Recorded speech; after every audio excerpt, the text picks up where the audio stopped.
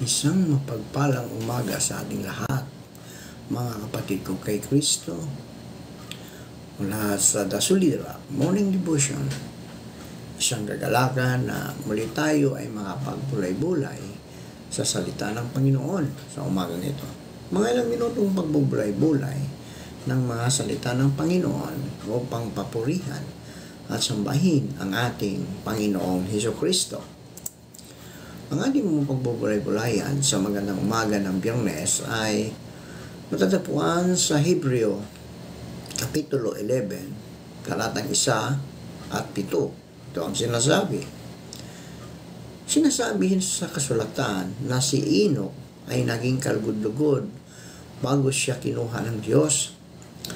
Kung hindi tayo sumasampalataya sa Diyos, hindi natin siya may bibigyan kaluguran, sapagkat ang sinumang lumalapit sa Diyos ay dapat sumasampalatayang may Diyos na nagbibigay ng gantimpala sa mga nananalig sa Kanya. Tayo po ay manalangin. Mapagmahal naming Diyos at Ama, naririto muli ang iyong mga anak upang ikaw ay sambahin sa magandang umaga na iyong ibinigay sa amin. Maraming salamat, Panginoon, sa muli mong paggising sa amin sa umagang ito. Maraming salamat sa pag-iingat mo sa aming pagtulog. Sa araw na ito, Diyos, dalangin namin na kami iyong ingatan sa aming mga gawain. Sa araw na ito, ang pag-alaala sa iyong pagtubo sa amin doon sa krus na dapat kami ay maghirap dahil kami ay may sala. Maraming salamat, Panginoon, sa walang hanggang pag-ibig na inialay ninyo sa amin. Naway kami ay makasunod sa iyong mga kalooban dito sa lupa. Dalangin namin, O Diyos, na abutin mo ang may mga sakit, may mga karamdaman, upang maibalik ang mga lakas na nawala dahil sa kanilang mga karamdaman. Maraming salamat, O Diyos, sa mga katugunan sa aming mga panalangin. Sa pangalan ni Jesucristo, na aming Diyos at tagapagligtas. Amen. Amen. Maraming tao na ang pagkaunawa sa pag-asa ay gaya ng isang kahilingan. Uwis ko lang. No? Kapareho ng sana may mangyaring pagbabago. Hindi ito ang ibig sabihin ng Biblia patungkol sa salitang pag-asa. Ang kahulugan ng Biblia sa salitang pag-asa ay isang pagtitiwala na mangyayari ang inaasahan. Ang pag-asa ay isang matibay na katiyakan patungkol sa mga bagay na hindi tiyak at hindi nalalaman. Ang pag-asa ang pundasyon ng buhay ng mga matuwid. Ayon sa Roma 8:24-25, ligtas na tayo at naghihintay na lang na maging ganap ang kaligtasan ito.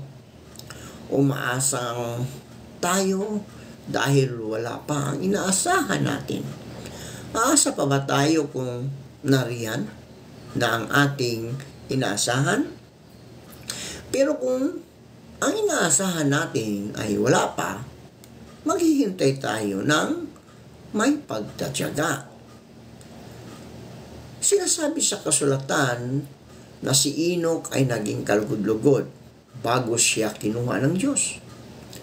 Kung hindi tayo sumasampalataya sa Diyos, hindi natin siya mabibigyang kaluguran, sapagkat ang sinumang lumalapit sa Diyos ay dapat sumasampalatayang may Diyos na nagbibigay ng gantimpala sa mga nananalig sa Kanya. Ayon naman sa Kawikaan 23:17-18, huwag kang maiinggit sa mga makasalanan. Sa halip, igalang mo ang Panginoon habang nabubuhay ka. At kung makagayon, ay gaganda ang kinabukasan mo at mapapasa iyo ang mga hinahangad mo. Kung walang pag-asa, mga kaibigan, nawawalan ng kahulugan ang buhay. At walang pag-asa sa kamatayan. Ang mga matuwid na nagtitiwala at inilalagak ang kanilang pag-asa sa Diyos ay makakatanggap ng tulong mula sa Kanya. At hindi sila maguguluhan, mapapahiya o mabibigo. Ang matuwid na nagtitiwala sa Diyos ay may pangkalahatang pagtitiwala sa tulong at proteksyon ng Diyos at malaya mula sa takot at pag-alaala. Sa Panaghoy 3:18, ito ang sinasabi, "Kaya't sinasabi ko na wala na ang aking lakas at ang aking pag-asa kay Yahweh." Sa Job 7:6, "Ang aking mga kaarawan ay matulin kaysa panghabi ng mga habi at managugol na walang pag-asa." Isaiah 38:18, "Sapagkat papaano pa akong makakapagpuri sa inyo kung patay na ako? Ang mga patay ay hindi makakapagpupuri sa inyo o makakaasa man sa inyong katapatan." Sa Job 17:15, "May pag-asa pa kayo, kaya ako. Sino makapagsasabi na may pag-asa pa ako?" Sa Awit 28:7, "Ang Panginoon ay aking kalakasan at aking kalasan. Ang aking puso ay tumiwala sa Kanya at ako'y nasakluluhan. Kaya't ang aking puso ay nagagalak na mainam at aking pupurihin siya ng aking awit." Sa Isaiah 49:23, "Ang mga hari ay magiging parang iyong ama at ang mga reyna magsisilbing ina. Buong pagpakababang yuyukod sila sa iyo bilang tanda ng kanilang paggalang. Sa gayon ay malalaman mong ako nga si Yahweh. Hindi mapapahiya ang sinumang magtiwala sa akin." Jeremias 29:11, "Sapagkat batid kong lubos ang mga plano ko para sa inyo, mga planong hindi ninyo ikakasama, kundi para sa inyong ikabubuti. Ito'y mga planong magdudulot sa inyo ng kinabukasang punong-puno ng pag-asa."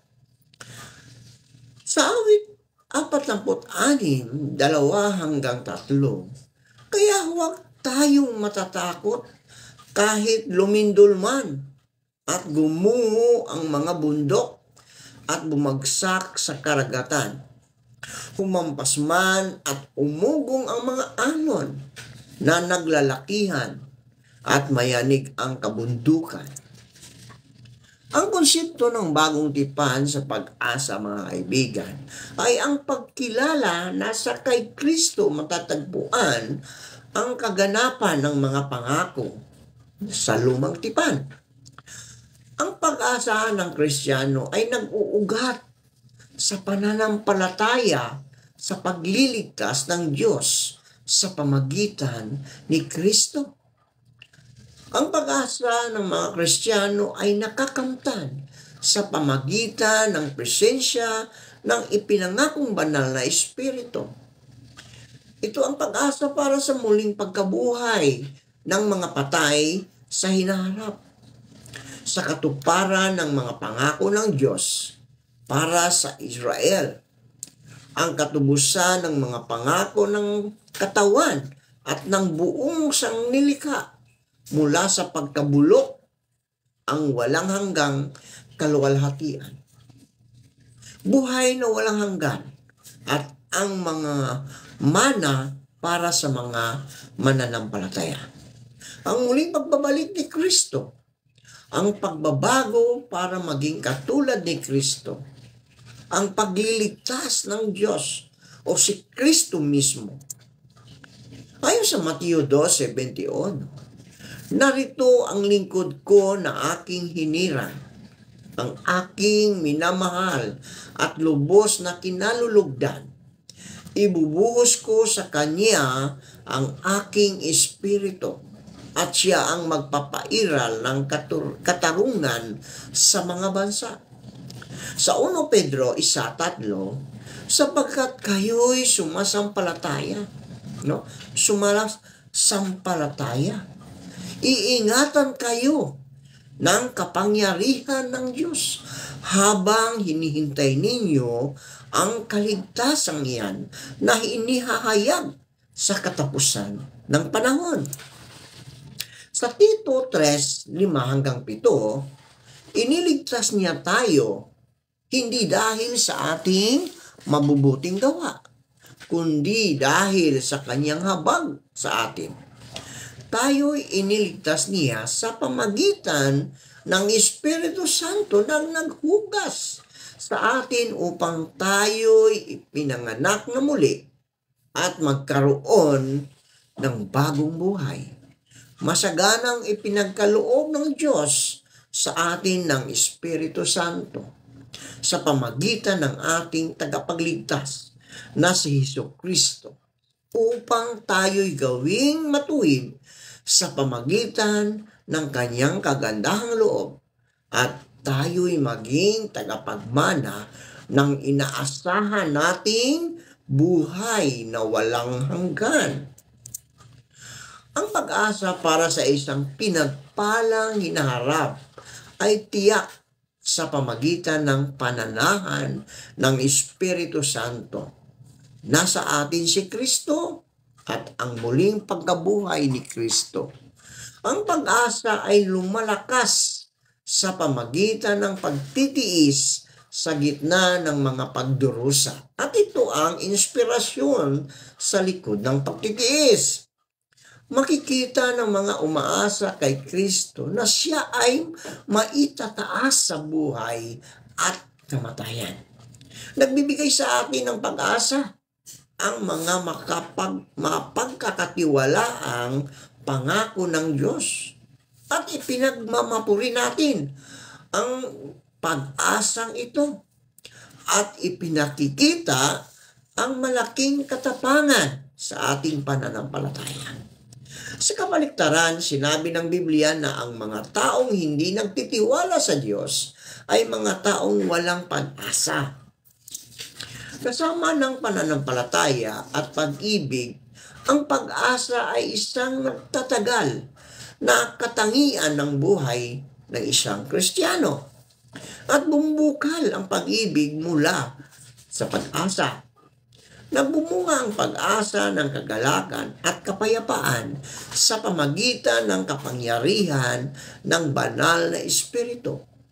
Itinurong dahilan ni Apostol Pablo sa pagkatawag sa kanya bilang apostol ang pag-asa para sa walang hanggang kaluwalhatian. Ang pag-asa sa muling pagbabalik ni Kristo ang basihan ng pagpapaging banal ng mga mananampalataya sa buhay na ito. Tayo po ay manalangin. Salamat po, Panginoon, sa mga salitang aming na pagbulay-bulayan sa magandang umaga na iyong ibinigay. Salamat, Panginoon, na kaming mga anak mo ay may pag-asa. May pag-asa na kami ay makarating sa iyong kaluwalhatian, sa iyong kaharian, ang buhay na walang hanggan. Panginoong Diyos, sa mga ito, dalangin ko na pagpalain mo ang lahat ng nakikinig sa iyong mga salita. Ilayo mo sila sa kapahamakan, puspusin mo sila ng banal mong Espiritu upang sila, O Diyos, ay patuloy na makapaglingkod sa kanilang sambahayan at sa inyo, O Lord. Panginoon Hesus, tulad ng mga alagad mo, nagpapasalamat po kami sa iyong pagtitiwala at pagtawag sa amin para maglingkod sa iyo kahit hindi kami karapat-dapat. Makakaasa po kayo, Diyos, na hindi po namin ito sasayangin. At ang magandang pagkakataon na ibinigay mo sa amin. Ngayon, ang Panginoon din ng kapayapaan ay magbigay nawa sa inyo ng kapayapaan sa buong panahon at sa lahat ng paraan. Ang Panginoon ay sumainyong nawang lahat. Amen.